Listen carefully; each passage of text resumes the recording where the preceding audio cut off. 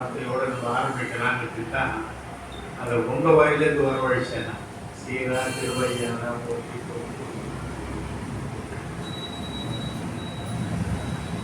முதலாவதாக வாழ்க்கையில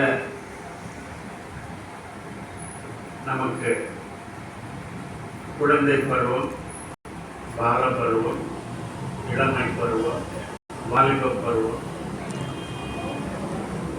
அதாவது ஒரு முதிய தன்மையும் இல்லாமல் இளைய தன்மையும் இல்லாமல் இடைப்பட்ட பருவம்,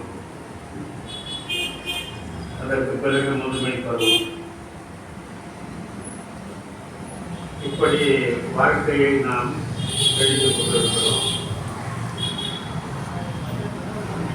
பல விஷயங்களில் வாழ்க்கையில் பல நபர்களை நாம் சந்திக்கிறோம். சிறு வயதில் நமது பள்ளியில் நம்மோடு சேர்ந்து படித்தவர்களை நாம் மறந்து விடுகிறோம். உடனே கல்லூரிக்கு செல்கிறோம்.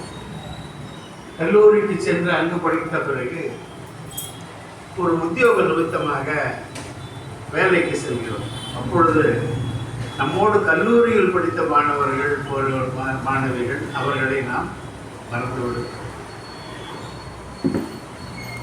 அதன் பிறகு உத்தியோகத்தில் ஒரு 20-30 வருடம் இருக்கிறோம். இப்பொழுது சந்திரசேகர் ஐயாவை கேட்கிறேன், நமது ராதாகிருஷ்ணன் ஐயாவை கேட்கிறேன், கோவிந்தராஜ் ஐயாவை கேட்கிறேன், முரளி ஐயாவை கேட்கிறேன். எல்லோரும் ஒரு உத்தியோகத்தில் இருந்துதான் வெளியே வந்திருக்கிறார்கள்.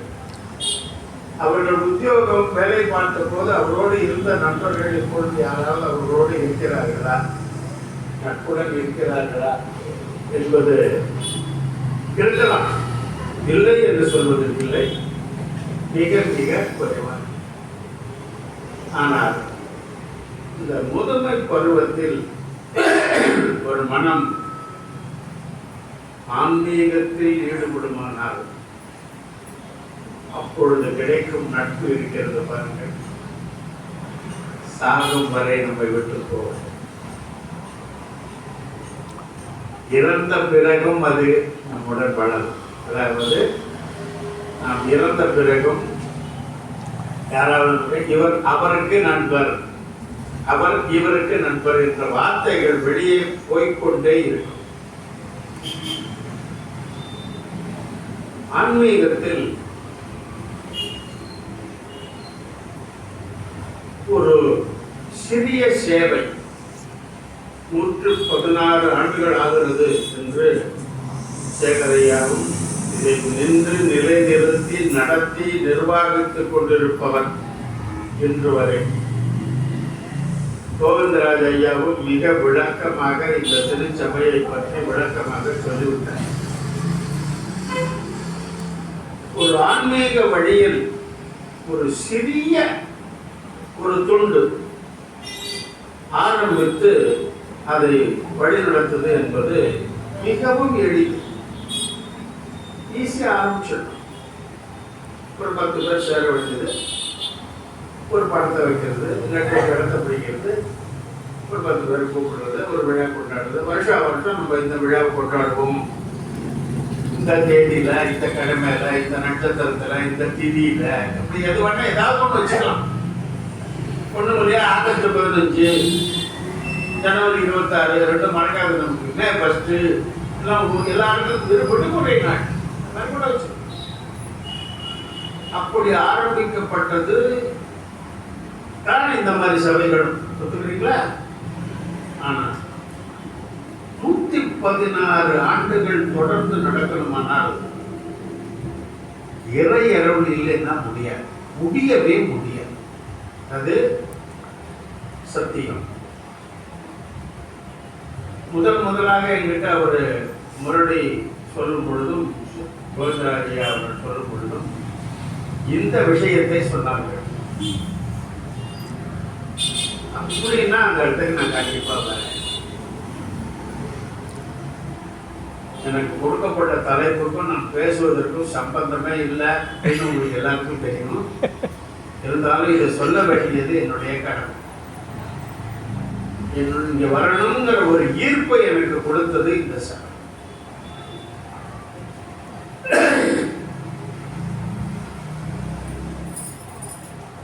கடவுள், இறைவன், சிவன் இதெல்லாம் எல்லாரும் சொல்லிக் கொண்டிருக்கிறோம். கோவில்கள் எண்ணற்ற கோவில்கள் சொன்னாரு. பஞ்சபூதத்துக்கு தலம் இருக்கு, பஞ்ச வார்த்தைக்கு அர்த்தம், பஞ்சாட்சரத்துக்கு அர்த்தம், நமச்சிவாய அர்த்தம், சிவாய நம அர்த்தம், சிவய சிவக்கு அர்த்தம், சிவசிவக்கு இப்படி பேசிக்கொண்டே போகலாம். இறைவனுடைய திருவருள், இறைவனுடைய திருவிளையாடல் 64 சொல்லி முடியாது. 64 நாட்கள் வேண்டும். 64 திருவிளையாடல்களை பற்றி இப்ப ஒருவர் பேச வேண்டுமானால் 64 நாட்கள் வேண்டும். அப்படிப்பட்ட வரலாறுகள், புராணங்கள், இதிகாசங்கள், சாஸ்திரங்கள், தோத்திரங்கள் மிக அதிகமாக நமது தென்னாட்டில் மட்டும் இருக்கிறதுனாலோ என்னவோ இறைவனுக்கு தென்னாடு உடைய சிவனே போற்றி என்ற வார்த்தை உலகமெங்கும் பரவி அனைவரையும் மகிழ்விக்கிறது. அப்படிப்பட்ட சிவபெருமானுக்கே உரிமையான சொந்தமான ஒரு முறைதான் திருமுறை. அந்த திருமுறையை 12ஆக படைத்திருக்கிறார். 12 திருமுறை. அந்த கடவுள் அப்படிங்கிற வார்த்தைக்கு என்னடா விளக்கம்? இன்னும் எங்கேயும் போயிடணும், யாராலையும் அந்த விளக்கி விவரிச்சு புரியும்படியா சொல்ல முடியவே முடியாது. பொய்த்து உணர வேண்டிய ஒரு பொருளை வார்த்தையால் எப்படி சொல்ல முடியும்? நெருப்ப தொட்டா சுடும், தொடணும், தொடும் போது சுடும், அப்ப தெரிஞ்சுக்கலாம். சுடுனா அது எப்படி இருக்கும் அப்படின்னா எப்படி சொல்ல முடியும்? தொட்டு பார்த்தாதான் தெரியும். அதே மாதிரி இறை உணர்வு என்பது உடலுக்கு சம்பந்தப்பட்டது அல்ல, ஆன்மாவுக்கு சம்பந்தப்பட்டது. அந்த ஆன்மாவும் இறைவனும் ஒன்று. இதைத்தான் சிவஞான போதம் அழுத்தமாக சொல்கிறது. ஆன்மாவால் மட்டுமே இறைவனை உணர முடியும், இறைவனை அடைய முடியும், இறைவனோடு இரண்டர கலக்க முடியும் என்பதை சிவஞான போதம் சொல்கிறது. மெய்கண்டார் அதைத்தான் சொல்கிறார்.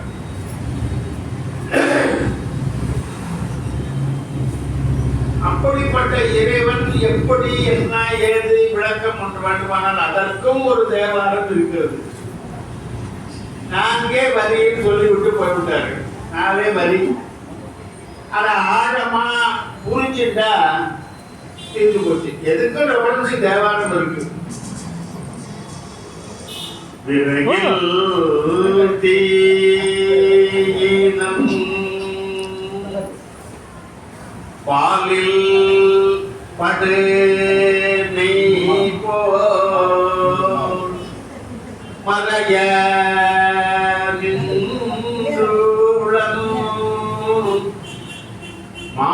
மாமணி ஜோதியா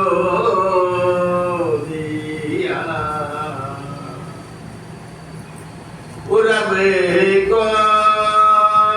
நட்டு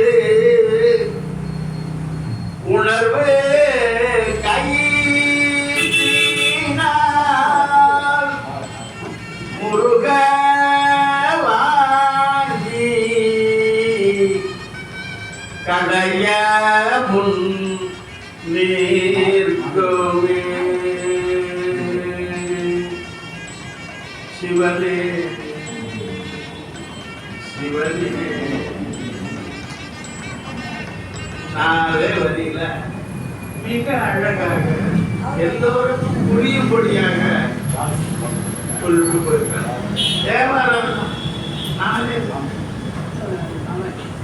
இதனுடைய விளக்க உரையை சுருக்கமா சொன்னா விறகு இருக்கு, விறகு அதுல நெருப்பு இருக்கா?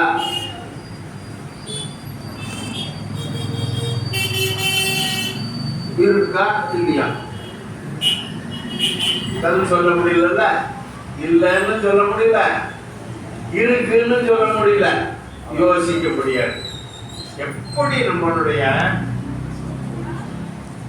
சிவாய நம சிவாய சாமிநாதன் ஐயாவுக்கு பாலசுப்ரமணிய மாலை அடிக்குமாறு கேட்டுக்கொண்டேன். அதே போல் விஜயாட்சி ஐயாவுக்கு ராதாகிருஷ்ணன் ஐயா மாலை அடிக்குமாறு கேட்டுக்கொண்டேன்.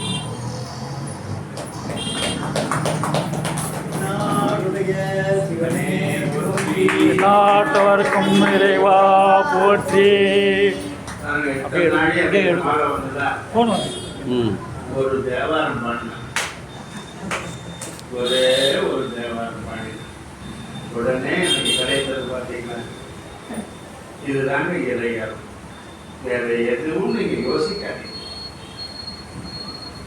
இப்போ வரகுல தீ இருக்கான்னு கேட்டதுக்கு உங்களால யாரும் மூணு இருக்கீங்களே ஒருத்தரும் பதில் சொல்ல மாட்டேங்கிறீங்க. அந்த விறகுல தீய கொண்டு பண்றோம். ஆதி காலத்துல சிக்கி முக்கி கற்கள்னு இருந்தது. ரெண்டு கல்லம் சொன்னா என்ன வரும்? அதுல இருந்து வெறும் கல்ல ஒரு கல்ல போட்டு என்ன அடி அடிச்சாலும் அதே கல்ல இன்னொரு கல்லோட தேய்க்கும் போது, இப்ப இந்த ஸ்படிக மாலைய ஒரு ஸ்படிகத்தை இன்னொரு ஸ்படிகத்தோடு தைச்சிங்கன்னா ஒளி வரும். அது போல அந்த தீயாகப்பட்டது விறகில் தங்குது. ஆனா விறகுல மறைஞ்சிருக்கு. சொன்னார் பாருங்க ஒரு வார்த்தை, அதை புரிஞ்சுக்கணும். விறகுல இல்லைன்னு யாராவது சொல்லுவீங்கன்னு எதிர்பார்த்தேன். விறகுல இருக்கானா மறைந்து இருக்கு யாராவது சொல்லுவீங்கன்னு எதிர்பார்த்தேன். அதுதான் எல்லாருக்கிட்டையும் இறைவன் இருக்காம மறைந்து அத இறகில் தீனம் வருகிற தீ மறைஞ்சு இருக்கிற மாதிரி கொஞ்சோண்டு நெருப்பு வச்சுட்டு விட்டுடுறோம். அதுக்கப்புறம் அந்த கொஞ்ச நேரம் அவனை அணையணுமா தெரியாது. திரௌபதி அம்மனுக்கு தீமிதி போடுவாங்க. திரௌபதி அம்மன் கோயில் தானே இது, பக்கத்துல ரொம்ப விசேஷமானது திரௌபதி. எல்லா தீமதியும் கூட விசேஷமானது திரௌபதி அம்மன். அந்த தீ மிதிக்கிறதுக்கு கட்டைகளை லாரி கணக்கில் கொண்டு போடுவாங்க. அந்த திரௌபதி அம்மன் கிட்ட ஒரு கட்டி கற்பூரத்தை வச்சு போடுவாங்க. அதுல மஞ்சள் வைப்பாங்க. அந்த நெருப்ப துணி, மஞ்சள் துணி, அதுக்கு மேல மஞ்சள், அதுக்கு மேல நெருப்பு வச்சு அப்படியே துணியில கொண்டு வருவாங்க. பூசாரி அவர் வாழ்ந்து மூட்டு வரைக்கும் மஞ்சள் துணியில கட்டியிருப்பாரு. அந்த சுவாசம் கூட அதில் படக்கூடாதுன்னு அப்படி கொண்டு வந்து அந்த லாரி உயரத்துக்கு வச்சிருக்கிற அந்த கட்டை மேல போட்டு ஒரு சுத்தி வந்து கும்பிட்டுட்டு போயிடுவார். அவ்வளவுதான் பண்ணுவார். அந்த ஒரு லாரி கட்டை எப்படிங்க பிடிச்சிக்குது? கூடோட்டு கற்பூரத்துல இல்லையா? அப்ப அந்த விறகுல தீ ஏற்கனவே இருக்கு. அப்போ அது சரி, அது புரியலையா உங்களுக்கு? பாலுல நெஞ்சு இருக்கா இல்லையா சாமான் இருக்குன்னா நீங்க அன்றாடம் பார்க்குறீங்க, அன்றாடம் பால்ல இருந்து நெய்யை எடுக்கிறீங்க. அதனால உங்களுக்கு ஆமா இருக்கு. ஆனா அதுவே எப்படி இருக்கு? மறைந்துதான் இருக்கு. நேரடியா இருக்கா? நீங்க போட்டு கடையில் பாலில் படு நெய் போல் மறைய மாமணி.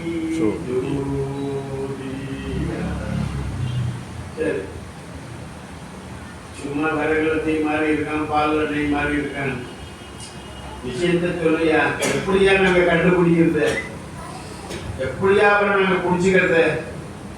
அவர் நாங்க புடிச்சுக்கணும். அவர் எங்களுக்கு வேணும். வேணுமா? கிடைக்கும்.